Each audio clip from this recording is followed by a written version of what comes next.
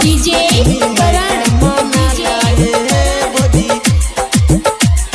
Singapore Nepal presented by Banwari music. Lakshmi माई के भौजी पूजा कर है पूजा कर। हाँ लक्ष्मी माई के भौजी पूजा कर तू पूजा कर। लक्ष्मी माई के मनाला हे भौजी किस्मत यापन जगाला हे भौजी। लक्ष्मी माई के मनाला हे भौजी किस्मत यापन जगाला हे। लक्ष्मी मैया के भौजी पूजा कर है पूजा कर। हाँ लक्ष्मी मैया के भौजी पूजा कर तू पूजा कर।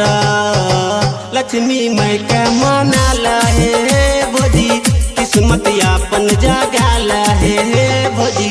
लक्ष्मी माई के मनाला तू हे भौजी किस्मत यापन जगाला तू हे भौजी। डीजे करण लक्ष्मी सिंगापुर नेपाल किस्मत यापन जगाला हे भौजी।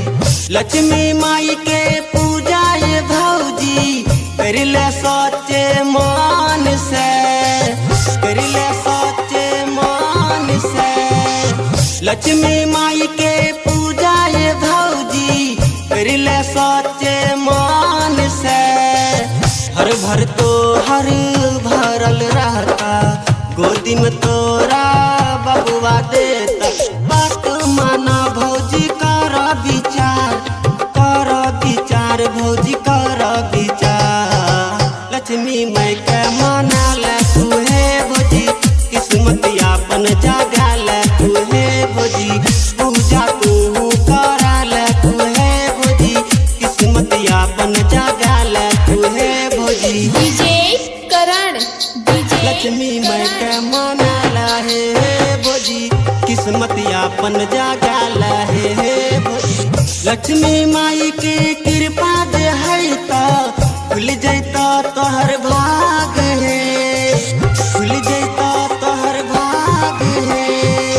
लक्ष्मी माई के कृपा दे है तो खुल जैता तोहर भाग है। चैन से भौजी सब दिन रहबा कहियो न भौजी कोनो दुख पैबा। निसुख के बात पकार विचार भौजी कर विचार। लक्ष्मी माई के मनाला तू हे भौजी किस्मत यापन जगाला तू हे भौजी। लक्ष्मी